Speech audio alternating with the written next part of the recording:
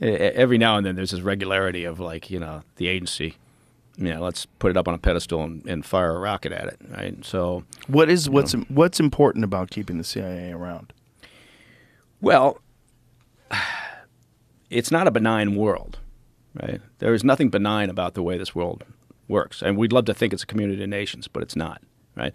So if we want to fly blind without any insight into what countries that are hostile to our interests, and there are a number of them, are doing, then I guess, you could get rid of the agency. The agency's primary function is information, is intelligence, right?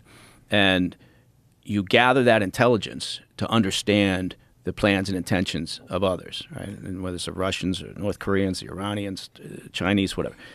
And they are incredibly aggressive at doing it, right? So we could be very self-righteous and pat ourselves on the back and say, hey, fuck it, let's disband the CIA. Why do we need it? It doesn't sound like it's a very good activity, and, I think we'd feel better about ourselves if we did. Nobody else is going to do that.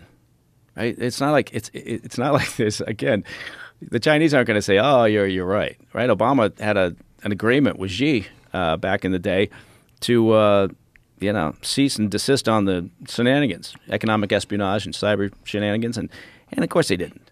Right? In fact, they're more aggressive now and in more of a sophisticated manner than they were even a few years ago. So,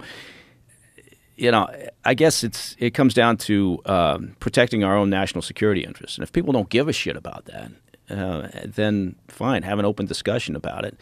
But I guarantee you, we'll get hosed, 9 ways to Sunday if we do that, because you've got to have insight. It's how you develop your longer-term strategies, right? It's how you inform the administration, whichever administration, as to where the next threats are coming from. Hopefully you're anticipating those threats and you're not reacting. So, but again, it's that sort of thing. Look, obviously I've got a particular point of view. Right. People expect that. But I'm just here to tell you, it's not that sort of world where we can say, let's shut it down and I'll bet things will work out fine. There's a lot of actors out there who'd like to fuck us over. So that's just... I don't know what other eloquent way to say it. I should have used that line in the book.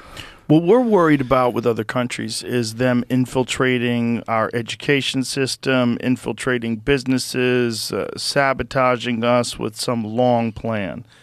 Do you think that United States intelligence agencies utilize the same sort of strategy with other countries? Sure.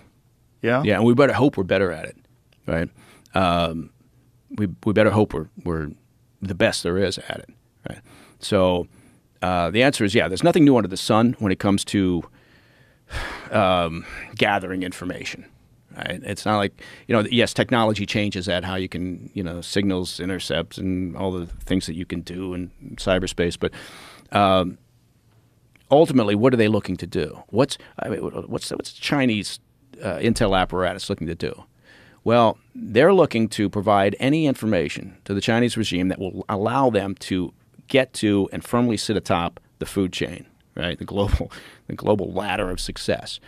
And at the same time, right, they're looking to, as part of that, they're looking to hoover up this information that will help their companies succeed, right, in a shorter fashion, bypass all that heavy cost of research and development, and just go straight to the product or whatever it may be.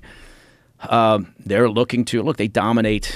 I mean, I don't know how many different ways we can go into this. They dominate the world's global supply of rare earth minerals, right? Now,